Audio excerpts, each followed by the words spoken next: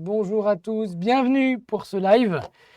Et je commence sans plus tarder par vous rappeler d'abord de quoi on parle. Une date que vous avez forcément tous en tête, mais qu'il est bon de rappeler. Le 26 octobre prochain, vous passerez l'épreuve qui s'intitule Gestion juridique, fiscale et sociale, alias l'UE1 du DSCG. Une épreuve redoutable. Une épreuve redoutée, mais une épreuve que vous allez réussir, j'en suis sûr.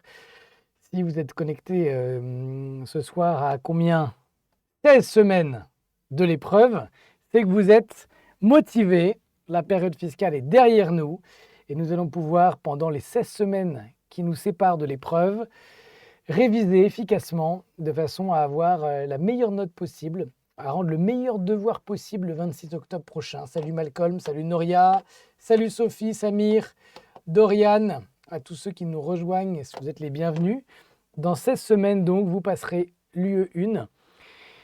Une épreuve redoutée, je le disais, parce qu'elle est difficile, si on en croit en tout cas les statistiques, puisque presque les 3/4 des candidats n'ont pas la moyenne. Alors heureusement, ça, ce n'est pas les statistiques de ProConta, je vous rassure, nos élèves ont de bien meilleurs résultats que ça, mais il faut le savoir quand même, il n'y a qu'un quart des candidats qui ont plus de la moyenne à l'UE1. Et vous devez vous trouver évidemment tous, vous qui êtes connectés ce soir, dans les 26% des candidats qui ont une note supérieure à la moyenne pour l'UE1. Ça n'est pas très compliqué si on comprend bien la méthode attendue et si on sait s'organiser dans ses révisions. Vous allez me dire, c'est facile à dire, moins à faire, c'est vrai, mais c'est tout l'enjeu de ce live de vous guider, de vous donner des conseils pour les 16 semaines qui nous séparent de l'épreuve, pour que les heures que vous allez consacrer à vos révisions soient les plus productives possibles, les plus efficaces possibles. Je sais bien que vous n'avez pas tous un plein temps à consacrer à vos révisions, loin de là, parce que vous êtes pour beaucoup en cabinet, parce que même si la période fiscale est derrière nous, il y a quand même du travail encore, parce que vous avez peut-être des familles avec lesquelles vous allez peut-être partir un peu en vacances cet été, ou en tout cas qui vous prennent du temps le week-end et le soir, et donc il n'est pas toujours facile de trouver des moments pour réviser le DSCG, et c'est d'autant plus important quand on n'a pas un temps infini de bien choisir les thèmes, les parties du programme sur lesquelles on veut réviser en priorité. Salut Noria, salut Samir. Vous nous rejoignez tous, c'est super, je me réjouis. Je commence avec quelques messages simples en introduction. Vous avez toutes vos chances de réussir l'examen. Si on était à 2 semaines de l'épreuve, j'en dirais pas forcément autant, mais on est à 16 semaines de l'épreuve. 16 semaines, c'est court, c'est pas beaucoup, mais c'est suffisant. Même si vous n'avez pas encore commencé vos révisions, il n'est pas trop tard. Vous n'allez pas pouvoir tout faire simplement. Pendant les 16 prochaines semaines, il faut en être convaincu, vous allez devoir faire des choix. Et ces choix, eh bien, ils vont évidemment déterminer vos chances de réussir le jour J. Les décisions que vous allez prendre dans la façon d'organiser vos révisions vont jouer un rôle déterminant dans la réussite qui sera la vôtre à l'automne prochain. Vous allez devoir travailler de façon continue et régulière jusqu'à l'examen. Vous allez devoir travailler sur l'application des connaissances au moins autant que sur la mémorisation des connaissances. Et vous devez, pendant les 16 semaines qui viennent, garder la forme, le moral, la niaque, tout ce qui est de l'ordre du mental et qui est absolument essentiel quand on révise un examen comme celui-là, puisque votre motivation en dépend. Et donc, il faudra, à partir de maintenant, vous dire que les 16 semaines qui sont devant vous sont les seules qui comptent. Ce que vous avez pu faire dans le passé, ou plutôt ce que vous n'avez pas pu faire dans le passé, c'est pas grave. On ne regarde pas dans le rétroviseur. On est fixé sur cette date du 26 octobre prochain et sur les 16 semaines qui nous séparent de cette date. Et pendant ces 16 semaines, il va falloir que vous ayez un moral d'acier pour ne rien lâcher, ne pas être tenté d'abandonner, arriver à travailler de façon efficace. Les programmes sont extrêmement vastes. L'UE1, c'est une épreuve qui contient du droit des contrats, du droit des sociétés, du droit pénal, du droit des entreprises en difficulté et j'en passe. Évidemment, c'est complètement illusoire de tout savoir sur le bout des ongles. Ça reviendrait à devoir apprendre le contenu des ouvrages d'une bibliothèque comme celle-là. J'exagère, mais à peine. Le programme, et j'en sais quelque chose parce que j'ai étudié le droit pendant 5 ans à la fac, il est extrêmement vaste. Et donc l'idée, c'est d'arriver à se repérer dans ce programme pour concentrer vos révisions sur les thèmes qui ont le plus de chances de tomber, de fournir les questions à l'examen. Et la règle, évidemment, que j'aime beaucoup rappeler, c'est celle de Pareto, la loi de Pareto. C'est cet économiste italien, Pareto, que vous voyez là, qui a théorisé cette règle des 80-20, qui s'applique à beaucoup de choses dans la vie. La règle, c'est que 80% des effets sont le produit de 20% des causes. On peut l'appliquer dans plein de domaines différents. Hein, vous avez peut-être que vous ne portez, vous avez 20% de votre garde-robe sont des vêtements que vous portez 80% du temps, et 80% de votre garde-robe sont des vêtements que vous ne portez que 20% du temps. C'est peut-être vrai pour certains d'entre vous. En tout cas, c'est vrai que c'est fréquent de voir que dans la vie, il y a une inégalité qui existe entre les effets et les causes. Et en ce qui concerne les révisions d'un examen comme le DSCG, la règle de Pareto pourrait se traduire de la façon suivante. 20% du programme fournit ou fournira 80% des questions à l'examen, et inversement, 80% du programme, donc l'essentiel, ne fournira qu'une petite partie des questions, 20% seulement. Alors, c'est une exagération, hein, ça ne se produit pas toujours dans ces proportions, mais quand on regarde dans les annales, quand on regarde les sessions qui sont tombées depuis une dizaine d'années, qu'est-ce qu'on constate? Qu'effectivement, c'est un peu toujours les mêmes thèmes qui tombent quand même. Et donc, c'est très important d'avoir en tête cette règle de Pareto, pas tellement pour se dire je vais faire l'impasse sur 80% du programme. Hein. Moi, mon but, c'est de me concentrer sur seulement 20% du programme. Non, la règle de Pareto doit nous indiquer simplement dans un temps qui n'est pas infini, il est nécessaire de faire des arbitrages et de prioriser ses révisions, et donc de commencer du moins par les thèmes qui vous paraissent les plus importants, et on va en parler ce soir, et par passer plus de temps aussi sur ces thèmes-là. Donc mon message n'est évidemment pas de faire des impasses sur le programme, mais de passer plus de temps sur certains thèmes que sur d'autres, en vertu de cette loi de Pareto. Alors concrètement, de quoi on parle? Voilà la répartition des parties du programme qui sont tombées à l'examen dans les sujets depuis 2013. On a fait une étude avec les professeurs de ProConta, on a regardé toutes les annales les unes après les autres, on les a étudiées de très près, et on a affecté chacune des questions qui sont tombées dans les sujets depuis 2013 à des grandes thématiques du programme que vous voyez ici, représentées par ordre d'importance. La thématique des groupes d'entreprises est tombée à représenter en totalité entre 20 et 25% des questions tombées depuis 2013. Vient ensuite le thème des entreprises en difficulté, qui a représenté entre 15 et 20% des questions tombées, tout comme le droit des contrats, entre 15 et 20%. Le droit fiscal des entreprises ensuite a représenté 15% des questions qui sont tombées depuis 2013. Viennent ensuite le droit pénal et le droit des sociétés. Et lorsqu'on a cité ces 1, 2, 3, 4, 5, 6 grands thèmes, on voit bien qu'on a cité les thèmes les plus importants. Alors vous allez me dire, ça me fait une belle jambe, parce que évidemment, j'avais déjà identifié ces thèmes-là. Oui, certes, mais ce n'est pas inutile quand même de rappeler que, vous voyez, un thème comme le droit de la concurrence ou un thème comme la transmission de l'entreprise tombe moins souvent. Ça ne veut pas dire jamais, mais ça veut dire tombe moins souvent. Okay, donc c'est bien de l'avoir en tête. Alors, les thèmes qui tombent fréquemment, quand on regarde l'évolution, parce que c'est intéressant aussi de voir l'évolution de ces thèmes dans les contrats, dans les annales, dans les sujets qui tombent, on voit que le droit des contrats, par exemple, est un thème qui tombe presque toujours. Hein, il y a, le droit des contrats a toujours fourni 20% des questions dans toutes les sessions, sauf une fois où il n'a fourni que 15% des questions. Mais donc c'est un thème qui est systématique, le droit des contrats. Hein. Il faut partir du principe que vous aurez des questions de droit des contrats en octobre prochain. C'est vraiment une thématique que les rédacteurs du sujet adorent, et c'est normal parce que le droit des contrats, c'est hyper important quand on étudie en droit à la fac. Le droit des contrats, qu'on appelle aussi le droit des obligations, c'est le socle du droit civil. On l'apprend en deuxième année, on se rend compte qu'il y a beaucoup de règles de droit des sociétés, de droit pénal aussi, de droit fiscal, qui sont inspirées du droit des contrats. Donc c'est un thème central, et vous ne pourrez pas en faire l'économie, évidemment. Pardon, excusez-moi, j'ai passé les slides un peu vite. Le droit pénal. Alors, le droit pénal, il est beaucoup plus irrégulier, comme vous voyez. Hein, il y a des années où il n'y a pas de droit pénal. Il y en a eu une en fait depuis 2013. Il y a des années où le droit pénal représente une part assez importante du sujet et d'autres années où il y en a de moins en moins. Ce qu'on constate, c'est que la tendance est à la représentation de plus en plus forte du droit pénal dans les questions.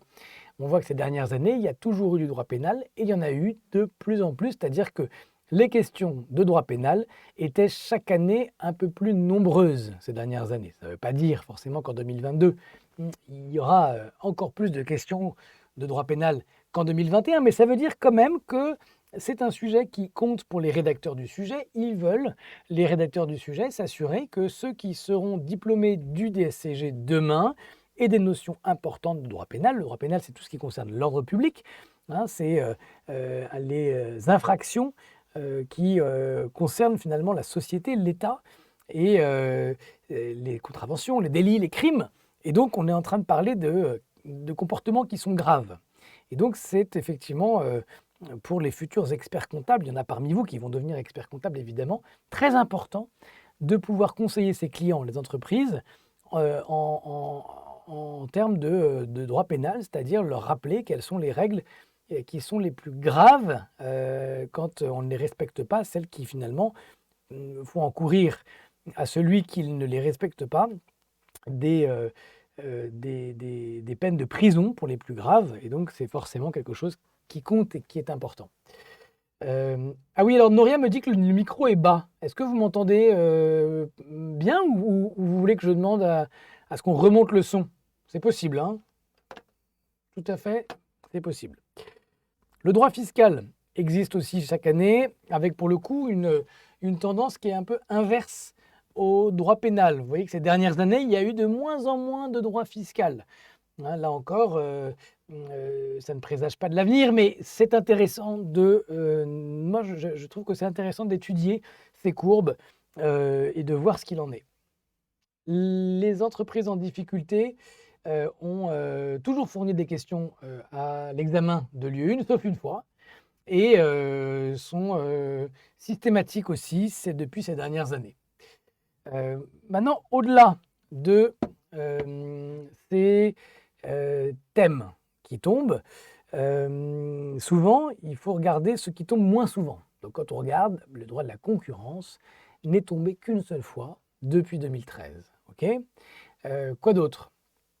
Le droit communautaire. Le droit communautaire, c'est l'ensemble des règles qui s'imposent à tous les pays européens, les directives communautaires, par exemple, les règlements européens, sont opposés au droit interne, hein, qui sont les règles nationales, donc au droit français.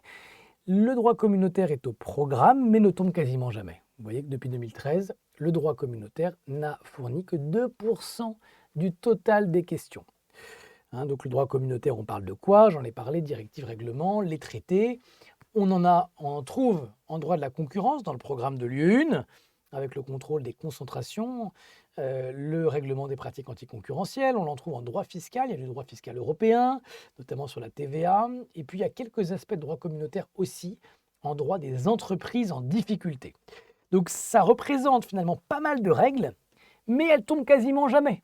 Alors, est-ce qu'il faut ne pas les réviser? À nouveau, ce serait un mauvais conseil à vous donner, je ne serais pas professionnel. Si ça tombe en octobre prochain, vous seriez en droit de me dire « Vous m'avez dit qu'il ne fallait pas le réviser ». Non, ce n'est pas ce que je dis. Je dis qu'à un moment, il va falloir arbitrer, votre temps n'étant pas infini, et vous allez devoir l'allouer à certaines parties du programme plus que d'autres.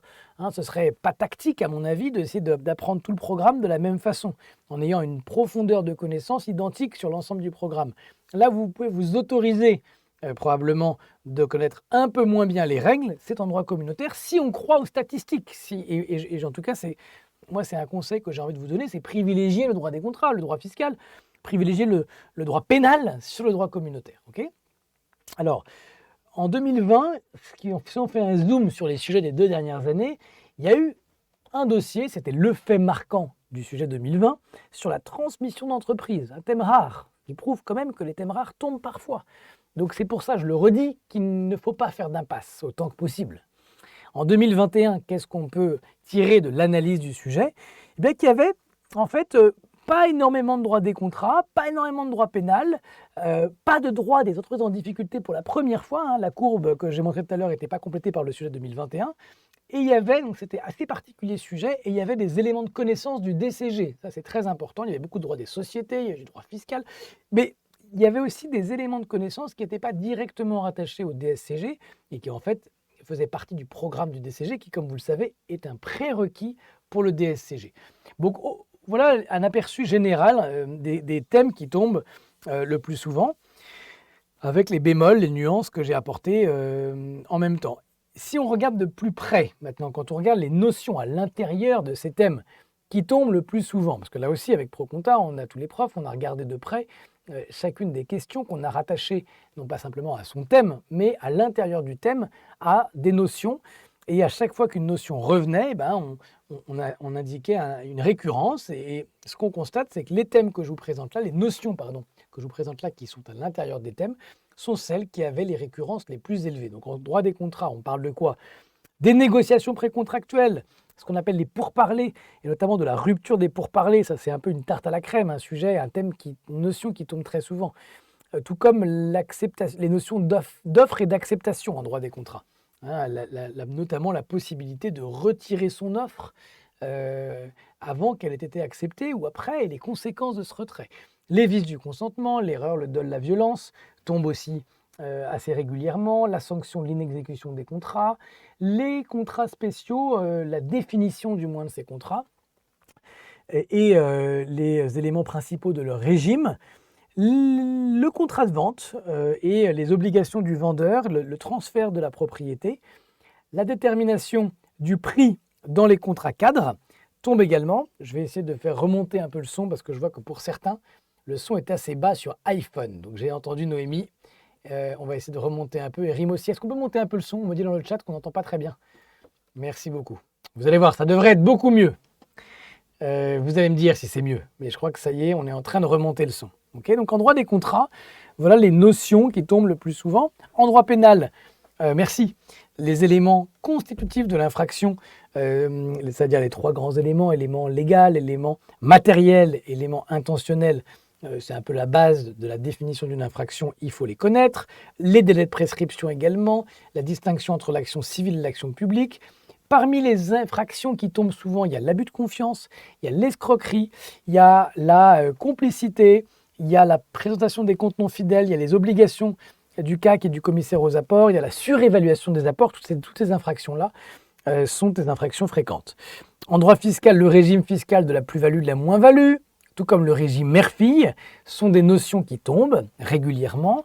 L'imposition des résultats d'une SNC, d'une SCI, les régimes fiscaux particuliers, SARL de famille, cession de SARL, le rescrit fiscal, la procédure de contrôle de comptabilité, le régime mère-fille, j'en ai parlé, et l'intégration fiscale sont des thèmes qui tombent souvent.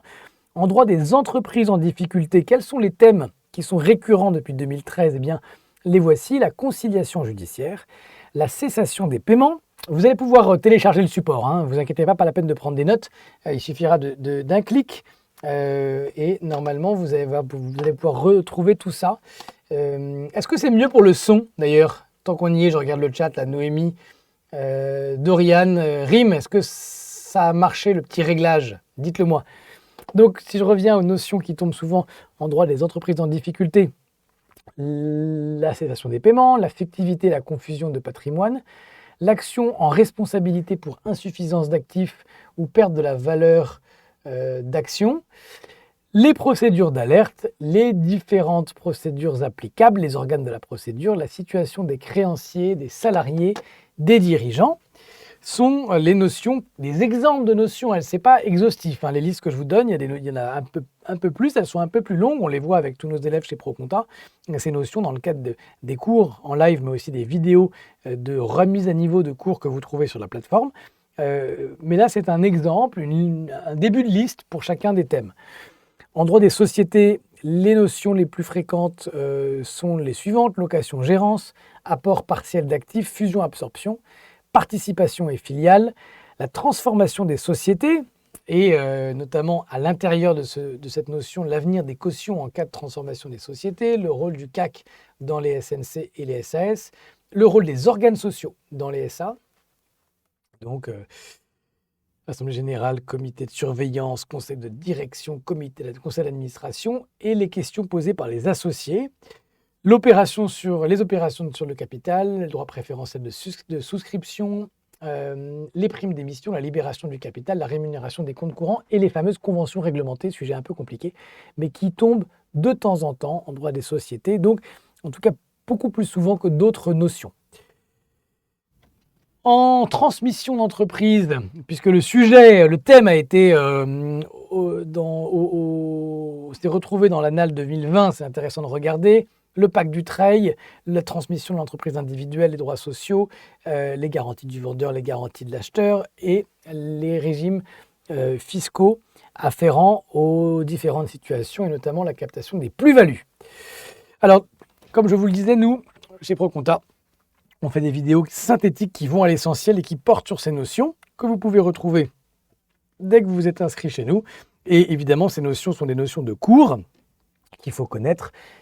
Elles contiennent tout ce qu'il faut connaître, mais rien que ce qu'il faut connaître. L'idée, ce n'est pas de vous noyer avec des milliers d'heures de vidéos que vous n'aurez de toute façon pas le temps de regarder. L'idée, c'est d'aller droit au but. Chacune des vidéos se double d'une fiche et qui vous permet de retrouver l'essentiel. Et l'idée, c'est comme ça de vous faire gagner du temps. Vous avez en plus, évidemment, les polycopiés de cours complets qui, eux aussi, reprennent tout ce qu'il faut savoir et ce qui est au programme, en insistant sur les thèmes les plus importants. Alors, comment on révise maintenant ces thèmes? Parce que, évidemment, ma valeur ajoutée, ce n'est pas juste de vous les lister, mais c'est aussi de vous donner des bons conseils pour organiser votre temps pour les réviser. Eh bien, ce que je voudrais d'abord vous dire, c'est que il faut se poser cette question très importante, qu'on ne se pose pas assez et qui est intéressante parce que les réponses des candidats diffèrent selon qu'on pose la question avant l'examen, d'après l'examen. Selon vous, de quoi votre réussite au DSCG va-t-elle dépendre? De vos connaissances ou de vos entraînements? Je pose la question parce que c'est très fréquent après un live comme celui-ci, et même en général, dans l'absolu, de voir des candidats qui ont comme objectif d'apprendre tout le programme d'ici l'épreuve. Ou sinon tout le programme, disons, d'apprendre le mieux possible toutes les notions dont j'ai parlé, c'est-à-dire celles qui sont le plus susceptibles de tomber le jour J. Et ce faisant, ils se retrouvent un peu dans la peau des galériens, comme l'indique l'image que j'ai montrée là, c'est-à-dire ils apprennent. Et malheureusement, accumuler des connaissances, c'est très bien, mais ça ne suffit pas du tout. Et quand on pose la question aux candidats après l'examen, et quand on leur dit, et qu'ils ont réussi en général, ou même s'ils ont raté d'ailleurs, quand on leur demande, selon vous, finalement, est-ce que votre réussite, si vous avez réussi, dépendait, a été entraînée, causée par les connaissances ou par les entraînements? Très souvent, ils nous répondent le contraire de ce qu'ils ont répondu quelques mois plus tôt. Avant, ils disaient ça va se jouer sur les connaissances, c'est sûr, et après coup, ils disent non. En fait, ça s'est joué sur les entraînements. Effectivement, plus on s'est entraîné en situation, plus on a de chances de réussir. D'ailleurs, quand on pose la question à ceux qui ont échoué et qu'on leur dit qu'allez-vous changer à vos révisions cette année quand vous allez recommencer, quand vous allez vous remettre dans vos fiches, quand vous allez reprendre le programme, beaucoup nous répondent, et j'ai donné que 2 exemples, mais c'est une réponse qu'on voit très souvent dans nos grandes enquêtes qu'on mène chaque année après l'épreuve et après les résultats. Cette réponse revient très souvent. Je vais aborder cette fois les révisions sous un angle pratique. Et pour le dire autrement, ça ne sert à rien, nous disait un autre, de connaître les règles si on ne sait pas les appliquer dans un cas pratique. C'est hyper important ce que je vous dis là parce que beaucoup de candidats oublient effectivement que le DSCG est un examen beaucoup plus difficile que le DCG, en ce sens qu'il ne vous demande pas de réciter vos connaissances, mais bel et bien de les appliquer.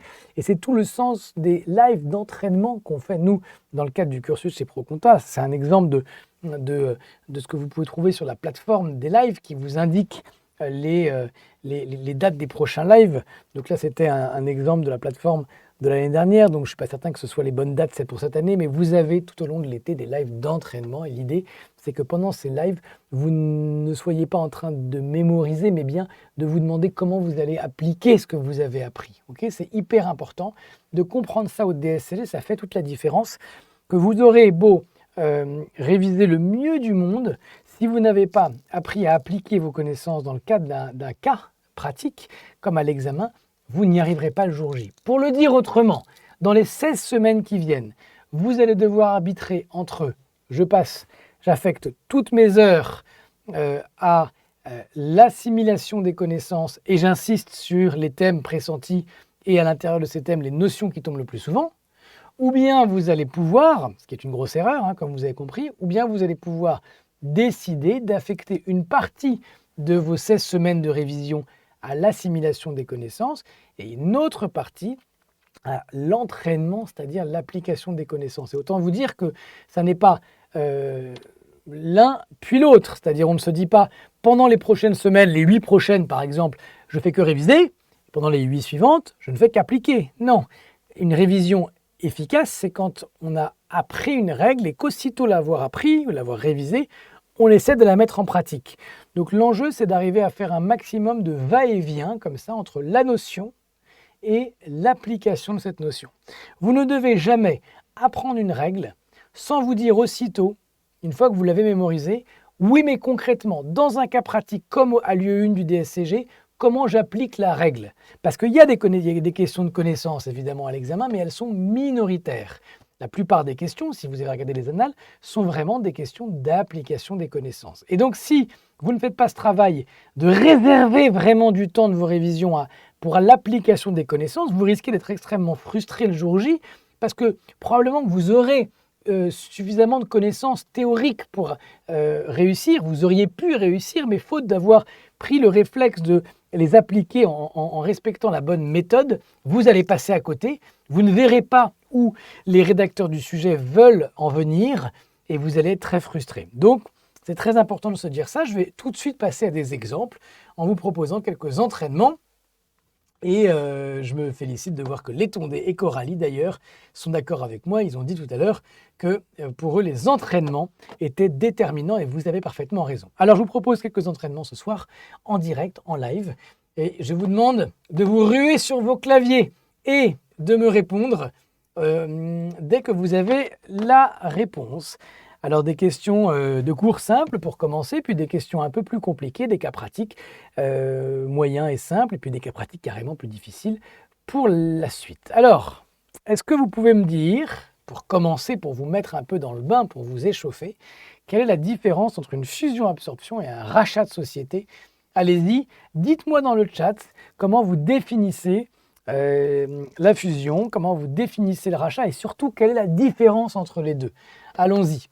Je scrute le chat et je vous invite à participer parce que mon but ce soir, c'est pas simplement de vous donner des grands conseils, c'est de vous entraîner déjà un peu pour vous montrer comment on révise. Je voudrais que cette séance soit aussi un peu un exemple de ce que vous devez faire quand vous révisez tout seul chez vous. Alors, qui va se lancer le premier? Quelle est la différence entre une fusion-absorption et un rachat de société? Donc ça, c'est typiquement une question de cours. Si vous n'avez pas évidemment la réponse, vous aurez du mal à aller progresser dans le cas parce que très souvent, ensuite, une fois qu'on a vérifié cette connaissance, dans le cadre de la première question qu'on pose, eh bien, on va vous demander de l'appliquer dans un cas. Allez, on regarde. La dissolution et la différence, nous dit Eric. Malcolm nous dit TUP et rachat de titres d'une société. David, la société absorbée disparaît. OK. La personne morale de l'absorbé disparaît, nous dit Dorian. Rachid nous dit dans la fusion-absorption, il y a dissolution de la société absorbée. J'ai l'impression que vous êtes plutôt d'accord. Et effectivement, on peut regarder la définition. La fusion est une opération par laquelle une société préexistante en absorbe une autre. On dit qu'il y a une transmission universelle du patrimoine de l'absorbé à l'absorbante. Et le principal effet de cette opération, c'est effectivement, comme vous l'avez indiqué dans le chat pour beaucoup d'entre vous, la dissolution de la société absorbée. OK ? Dissolution sans qu'il y ait liquidation. Et donc, la fusion-absorption, quand on regarde de près, eh bien, ça veut dire que la société qui est absorbée, elle cesse d'exister, sa personnalité morale disparaît, son patrimoine, l'actif, mais aussi le passif, est intégré à celui de l'absorbante dans l'état où il se trouve à la date de la fusion. Les mandats des dirigeants de l'absorbé sont révoqués Et les associés de l'absorbé, que deviennent-ils? Eh bien, ils deviennent associés de l'absorbante. Ok, vous avez tous mis le doigt sur effectivement, cette particularité qui la distingue, cette fusion du rachat, dans lequel c'est simplement un mouvement de titre, hein, acquisition ou cession de titre d'une société par une autre. La société continue d'exister, simplement les actionnaires changent, il n'y a pas de dissolution de la société. Alors, dans le cas pratique que je vous propose, on vous demandait ensuite quelles sont les étapes, les intervenants, la date d'effet d'une opération de fusion-absorption. C'est toujours une question de cours. Et là, comme la réponse attendue était un peu plus longue, je ne vais pas vous demander de la mettre dans le chat, je vous la propose tout de suite, je vous le redis parce que c'est l'occasion de réviser un peu, hein. La fusion-absorption se déroule en plusieurs étapes. D'abord, il y a un projet de fusion-absorption qui doit être déposé au tribunal de commerce et publié au BODAC, avec les informations sur les deux sociétés, et notamment l'évaluation de l'actif et du passif. Ensuite, l'opération doit être approuvée par chacune des sociétés, par l'Assemblée générale, et après on réalise la fusion. Les intervenants de la fusion, qui sont-ils? Eh bien, dans les fusions entre SA, c'est un ou plusieurs commissaires à la fusion qui sont désignés par décision de justice, qui établissent un rapport, qu'ils mettent à disposition des actionnaires, et ensuite c'est le conseil d'administration ou le directoire selon la gouvernance choisie qui également à son tour remet un rapport à l'Assemblée générale. Et la prise d'effet, on vous demandait tout à l'heure également quelle est la date d'effet de l'opération de fusion, eh bien c'est celle de la dernière Assemblée générale ayant approuvé l'opération. Ok ? Donc il y a chacune des deux AG, de l'absorbante et de l'absorbé, va se prononcer, et c'est celle des deux qui aura approuvé en dernier qui va déterminer la date de l'opération de fusion. Il peut y avoir une autre date qui peut être prévue, mais cette date ne peut pas être postérieure à la date de clôture de l'exercice en cours de l'absorbante, ni antérieure à la date de clôture du dernier exercice de l'absorbé. C'est un peu technique, mais ça peut avoir une importance dans le cadre des cas pratiques. Et bien justement, le voici, le cas pratique. Oula, j'ai fait une bêtise. Pardon, mon micro est tombé. Je remets mon micro. Attendez, j'arrive. Hop, je réinstalle mon micro. Est-ce que vous m'entendez toujours bien? J'ai fait une bêtise. Voilà, je me suis un peu emballé, j'ai fait des grands gestes, mon micro est tombé. Est-ce que vous m'entendez toujours? Je crois que oui. C'est bon, j'ai l'impression. Alors le cas pratique qui suivait ces deux premières questions était le suivant. L'ASA Barrière va être absorbée par l'ASA Barry. Or, l'ASA Barrière n'a pas achevé de rembourser 2 emprunts bancaires. Qui a la charge de régler les dettes de l'ASA Barrière si celle-ci est absorbée par l'ASA Jarry? Première question. Deuxième question, la loi protège-t-elle les créanciers de l'ASA Barrière? Là, je vous laisse quelques minutes pour réfléchir parce que c'est très important. Vous avez su pour beaucoup me dire la définition de la fusion par rapport au rachat, et vous devriez, en toute logique maintenant, pouvoir répondre à cette question qui se déduit en fait de la règle que vous avez annoncée. Mais là, on touche à un sujet important, c'est est-ce que, au-delà de la définition, au-delà de la connaissance que j'ai assimilée, je sais l'appliquer dans un cas réel, dans un cas concret? C'est-à-dire, autrement dit, est-ce que je sais me projeter en fait concrètement dans mon métier de futur expert comptable, par exemple, ou de futur directeur administratif et financier, et est-ce que je sais conseiller mon client concrètement quand cette situation pourrait lui arrivera?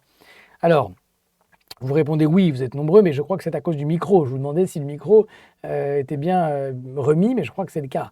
Alors, pour prendre la première question, qui a la charge de régler les dettes de la SA Barrière si elle est absorbée par la SA Jarry? Alexis me dit, en cas d'absorption, c'est la nouvelle entité qui va rembourser, car c'est elle qui reste suite à la dissolution. Létondé me dit, Jarry doit rembourser les dettes de Barrière, donc vous êtes d'accord, tous les deux, Létondé et Alexis. Rachid est également...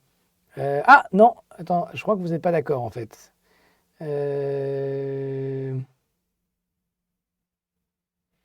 C'est pas Barry, non, c'est pour ça, je crois que vous êtes d'accord, mais Rachid, tu dis Barry, mais c'est Barrière ou Jarry. En fait, c'est effectivement, je suis désolé, c'est une erreur en haut dans le titre, c'est l'ASA Barrière va être absorbée par l'ASA Jarry, excusez-moi. Mais donc, vous êtes d'accord, effectivement, je crois, pour dire et on va essayer de montrer comment on applique la règle en expliquant la méthode. La méthode, je vous rappelle, c'est on rappelle la règle applicable et on applique la règle au cas d'espèce. La règle applicable, c'est la suivante, hein. La fusion-absorption entraîne la transmission du patrimoine de l'absorbé à l'absorbante. C'est bien de commencer par là, c'est hyper important de poser la règle avant de l'appliquer, hein. Il faut se retenir de la tentation de donner la réponse directement en l'appliquant au cas. On attend de vous que vous respectiez 2 étapes à lieu 1, le rappel de la règle d'abord et l'application de la règle. Et donc une fois qu'on a rappelé cette règle, on est capable de dire, en conséquence, l'absorbante prend la place de l'absorbé et devient débitrice des créanciers de celle-ci, puisque son passif a été transmis. Et donc, les créanciers de la société absorbée antérieure à la publicité de l'opération bénéficient d'une protection particulière. Ils peuvent s'opposer à la cession. Pardon, j'ai dit donc, mais ce n'était pas donc, c'était une règle en plus. Et ces créanciers, qu'est-ce qu'on dit? Parce qu'il y avait une deuxième question, vous vous rappelez, c'était, je la remets, la loi protège-t-elle les créanciers de la SA barrière? Donc lorsque cette société est absorbée, comment est-ce que ces créanciers peuvent-ils être sûrs d'être payés? Eh bien, ils ont 30 jours, ces créanciers, pour former opposition à compter de la dernière formalité devant le tribunal. Et le tribunal, lui, que peut-il faire? Soit il rejette l'opposition, parce qu'il considère concrètement que l'absorbante aura tous les moyens de les rembourser, soit il peut ordonner le remboursement immédiat des créances, ou encore ordonner la constitution de garantie s'il considère que la situation des créanciers de l'absorbé va se dégrader avec l'opération, parce que concrètement, la nouvelle entité sera peut-être moins à même de rembourser. D'accord? Et donc si l'absorbante ne procède pas au remboursement ou ne constitue pas les garanties que le tribunal lui demande de constituer, eh bien, dans ce cas, la fusion n'est pas opposable aux créanciers antérieurs, tout simplement. Et donc, une fois qu'on a rappelé cette règle, il faut l'appliquer au cas.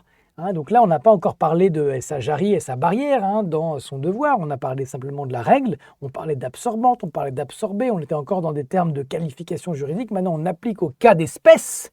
C'est très important de distinguer ces 2 étapes, on va dire, en l'espèce.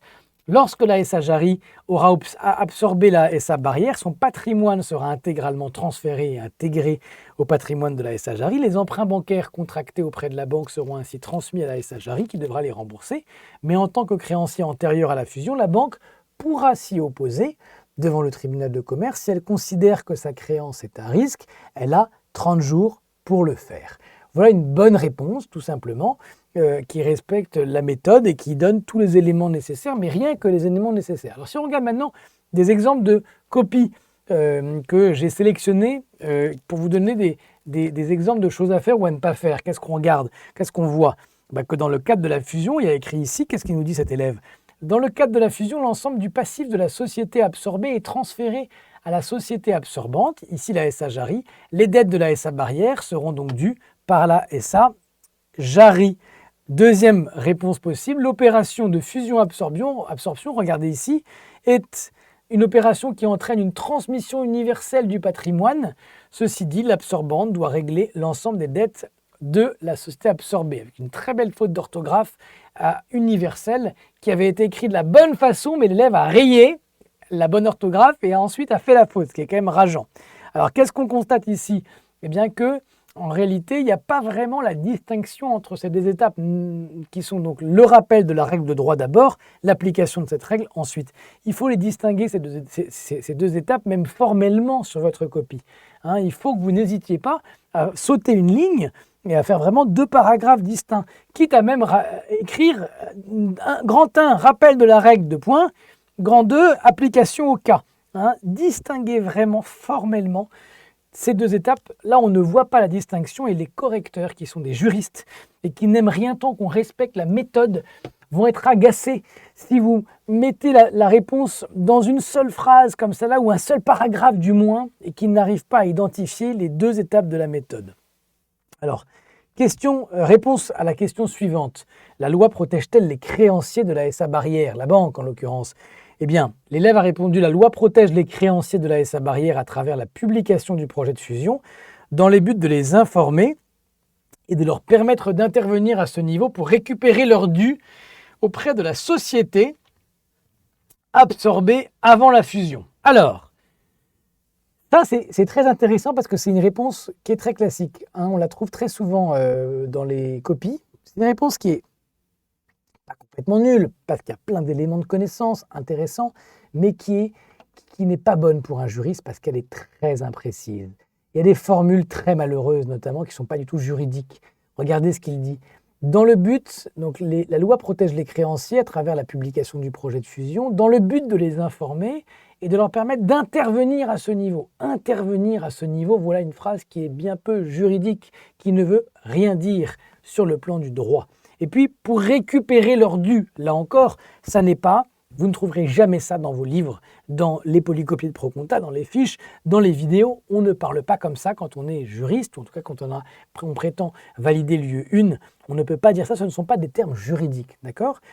C'était sur le vocabulaire. Mais sur le fond, il y a également une erreur parce que non, les créanciers ne peuvent pas récupérer leur dû à coup sûr. Ce qu'a dit cet élève, c'est les créanciers peuvent intervenir à ce niveau, alors qu'il fallait former opposition, c'était ça le bon terme, devant le tribunal de commerce. Et cette opposition, en fait, elle n'entraîne pas systématiquement la récupération, le paiement immédiat de leurs créances, qu'il appelait récupérer leur dû, cet élève. Non, pas du tout.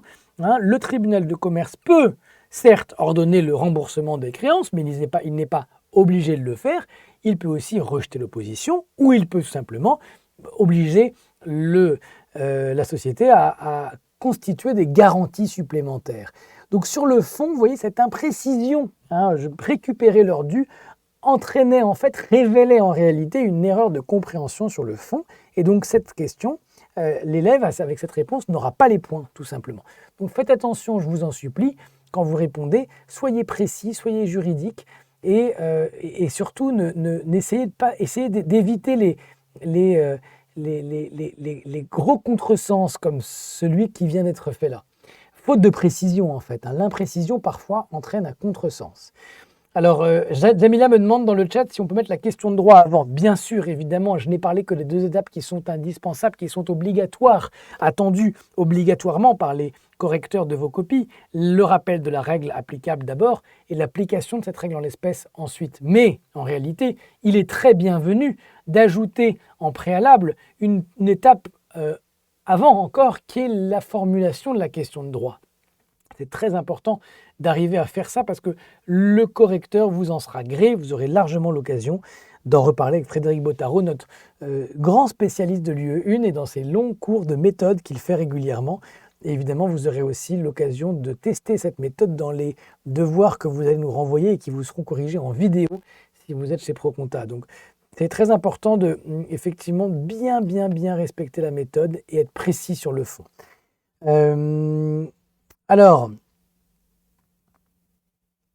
là, je crois que je ne vais même pas essayer de la lire parce que c'est écrit en patte de mouche et c'est compliqué. On peut essayer ici. Alors, vous allez voir, c'est d'où l'intérêt d'écrire correctement aussi. Il est à noter, et dit l'élève, que généralement, ce type d'opération est précédé, d'une mission de due diligence dont l'objectif principal est de connaître la véritable situation de la cible. C'est vrai. Dans une opération de fusion, il y a très souvent cette opération de due diligence, mais ça n'a rien à voir avec la question. Ceci dit, dit-il, il est fort probable que l'absorbante ait bien connaissance d'un tel engagement. Si au contraire l'absorbance n'a pas connaissance de la dette à cause de manœuvres de l'absorbé, il se peut, dit l'élève, que le traité de fusion contienne des garanties de passifs qui prévoient, qui peuvent servir, écrit-il, dans de telles situations. Alors là, l'élève, il fait un hors-sujet complet, tout ce qu'il dit est vrai. La garantie de passif, effectivement, figure très souvent dans une opération de fusion, mais le candidat, finalement, il explique ainsi comment l'absorbante peut se protéger face à une dette de l'absorbé dont il ignorait l'existence, alors que là, ce n'était pas du tout la situation. On vous demandait quel était le niveau de protection possible des créanciers de l'absorbante. Donc on voit bien là un écueil, ça valait le coup que je le lise en fait, parce que c'est un écueil intéressant, parce qu'il est fréquent, d'un élève qui ne répond pas à la question posée. Il répond un peu à côté. En fait, il répond complètement à côté. C'est dans le thème, c'est dans le sujet. Mais ce n'est pas l'énoncé du tout qui appelait... l'énoncé n'appelait pas cette réponse absolument. Le rappel des faits pour Dotou me demande n'est pas pour le coup indispensable. Vous pouvez commencer par la question de droit directement. Alors, un petit cas pratique de droit pénal rédigé par Frédéric Bottaro, qui aime rigoler.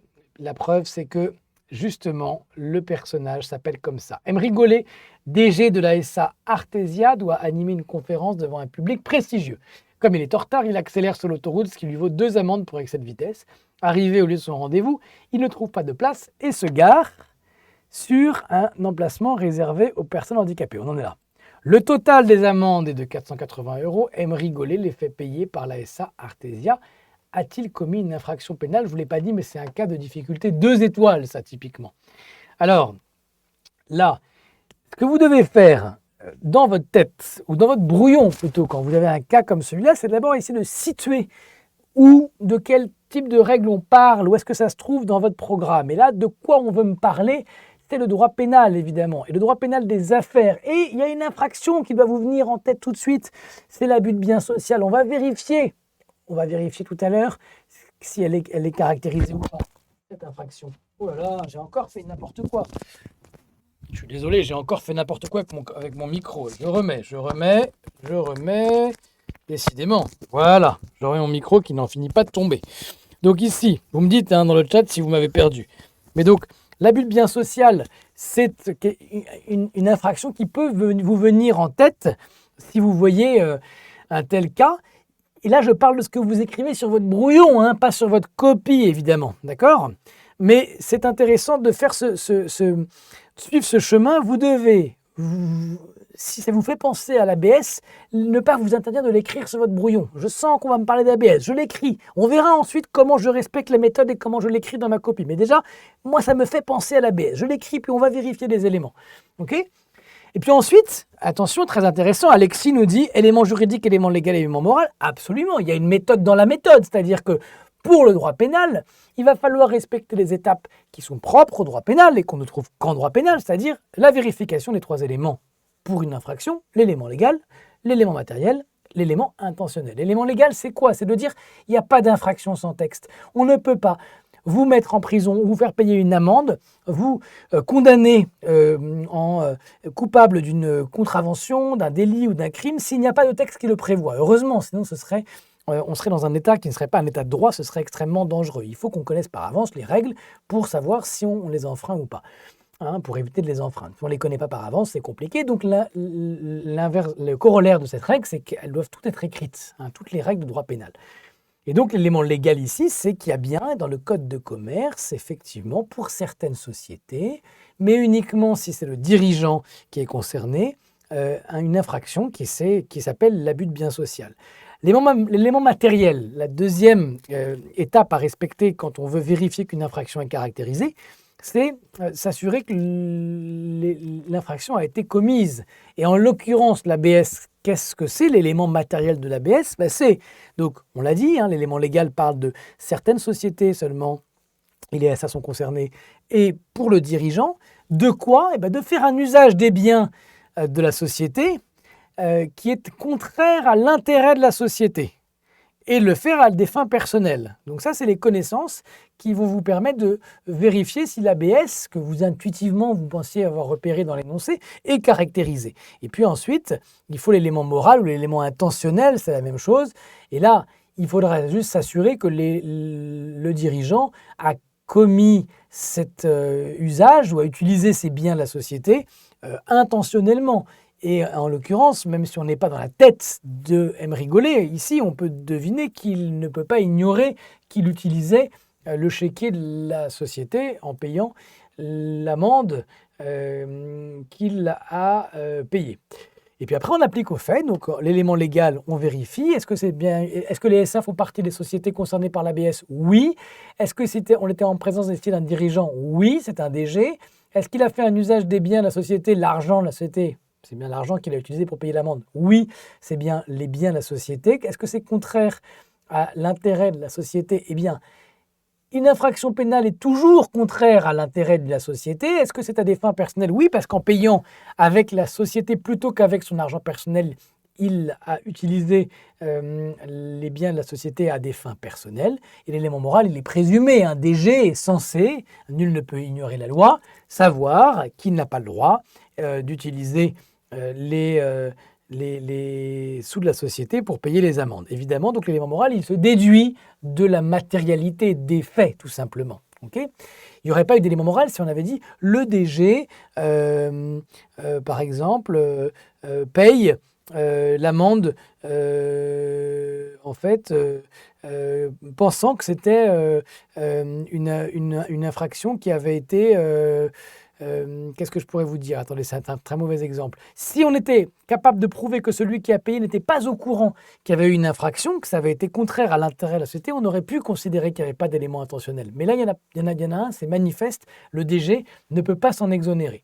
Conclusion, on applique au cas d'espèce, Emery Gollet a commis une infraction pénale qui est un ABS, et l'ABS est puni comme beaucoup d'infractions, comme beaucoup de délits, de 5 ans de prison et de 375 000 € d'amende. Voilà le raisonnement qu'il fallait suivre pour le droit pénal. Okay, et effectivement, David, tu as raison, l'élément moral, c'est de dire qu'il ne peut pas prétendre qu'il ignorait que ce n'était pas possible, sinon sans être de mauvaise foi. Je voudrais finir sur un point, c'est l'esthétique de vos copies. Soignez vos copies, je vous en supplie. Parfois, on reçoit des copies comme celle-là, mais je peux vous dire que le correcteur qui va avoir un mal fou à vous déchiffrer va vous pénaliser pour ça. Hein, c'est Talleyrand qui disait « Méfiez-vous, la première impression, c'est la bonne ». Si on voit une copie comme celle-là, eh bien, vous allez envoyer une mauvaise première impression à votre correcteur qui va vous pénaliser pour ça, même si ce que vous écrivez est juste. Faites attention, n'écrivez pas comme lui, c'est-à-dire en pattes de mouche. Hein, les pattes de mouche, c'est ça, on voit une petite mouche qui a trempé ses pattes dans l'encre et qui en met partout, on n'arrive pas à distinguer. Et puis, il faut également écrire véritablement en respectant votre correcteur et en écrivant des phrases et pas de la prise de notes. Là, regardez ce qu'il y a écrit dans le carré jaune. Il faut une offre suivie d'une acceptation. Il n'y a même pas de majuscule à il. Offre, 2 points, proposition ferme et précise. Donc, on est dans une prise de notes digne d'une fiche, mais pas du tout digne d'un devoir du DSCG. Attention, soignez vos copies. Là encore, faites attention. J'en ai fini, j'avais dit que je durais un peu moins d'une heure, donc je finis pour vous dire que les offres intensives de ProConta sont ouvertes si vous voulez rejoindre nos préparations. Intensives, c'est possible, on dit intensif parce qu'on est déjà à 16 semaines de l'examen, vous l'avez compris. Donc c'est quoi une préparation intensive? C'est une préparation à distance, ciblée, personnalisée sur l'essentiel, qui vous permet de gagner du temps, de cibler vos entraînements, de vous perfectionner. Je ne vais pas être trop long parce que vous pouvez retrouver tout ça sur notre site internet. C'est important, des corrections en vidéo, ça c'est absolument déterminant. C'est ça qui explique beaucoup aussi la différence qu'on a de résultats qu'on a et les excellents résultats qu'on a à l'UE1, à l'UE4, à l'UE2, à l'UE3 du DSCG, toutes ces UE auxquelles on prépare parce que nos élèves ont un vrai suivi individualisé, très très très approfondi grâce à la vidéocorrection. Vous pouvez nous rejoindre, sachant qu'en ce moment, je ne sais pas si vous êtes au courant, mais le CPF qui était possible pour financer une préparation au DSCG ne l'est plus pour le moment pour aucun organisme de formation. Et nous, ce qu'on a décidé de faire pour les élèves de ProConta qui veulent financer leur CPF, c'est de leur permettre c'est de les inviter à s'inscrire en autofinancement parce que le CPF n'est plus aujourd'hui en vigueur sur mon compte formation, mais de leur promettre que si ça revient avant le 31 août, on vous basculera sur le CPF et on vous remboursera intégralement. C'est pas acquis, on est en train de discuter avec le ministère pour comprendre pourquoi le CPF n'est plus mobilisable pour le DSCG. On n'est pas sûr que ça revienne. Il ne faut pas partir du principe que ça va revenir. En tout cas, le temps file, il ne reste plus que 16 semaines. Donc, si vous voulez vous donner toutes vos chances, inscrivez-vous en autofinancement. Vous serez remboursé si le CPF revient. C'est sûr, c'est comme ça que vous allez maximiser vos chances de réussir. Et puis, si ça ne revient pas, vous aurez autofinancé votre formation. Certes, c'est un effort particulier à faire, mais vous pouvez échelonner le paiement. Et puis surtout, vous gardez votre CPF que vous pourrez mobiliser pour plein d'autres formations. Donc, ça n'est pas perdu. C'est ça que je veux vous dire. Hein, parce qu'on a des candidats qui disent ouais, « moi, je voudrais payer avec mon CPF, j'attends que ça revienne. » Mais vous risquez de rater le DSCG si vous faites ça. C'est ça que je veux vous dire. Hein, et tous les organismes sont à la même enseigne. On ne peut pas financer, on ne peut plus financer en ce moment avec le CPF. Et donc, ce qui est sûr, c'est que si ça revient, on s'engage, nous, à vous rembourser intégralement. Il y a une garantie seconde chance, évidemment, qui vous permet de avoir accès à nouveau à nos contenus pendant 1 an en cas d'échec. Vous pouvez financer l'UE1, l'UE2, l'UE3, l'UE4. Vous pourrez retrouver tous les détails sur notre site internet. Et on a un programme d'égalité des chances qui est important, c'est-à-dire si vous n'avez pas les moyens de financer notre formation, notamment de l'autofinancer, vous pouvez nous écrire et remplir un dossier pour obtenir une remise. On a une commission qui étudie chaque semaine les demandes de remise. Si vous voulez en savoir plus, je vous encourage à aller regarder tous les témoignages qui sont très nombreux sur notre site internet, sur notre page Facebook. Il y en a partout. Les anciens élèves de ProConta témoignent très souvent de leur réussite et sont très contents. Et je crois que c'est eux qui sont nos meilleurs ambassadeurs, évidemment. Qu'est-ce que je peux vous raconter d'autre? Eh bien, écoutez, je serais ravi, si vous voulez nous rejoindre, de tout faire avec l'équipe pour que vous réussissiez. Et si ce n'est pas le cas et que vous le préparez autrement, je vous souhaite évidemment aussi toute la réussite possible. J'ai été très heureux de passer cette heure avec vous. J'espère que ça a pu vous être utile. Merci Alexis d'avoir été là. Salut à tous ceux qui ont participé. David, Dotou, les Tondés. Je vous souhaite une bonne soirée.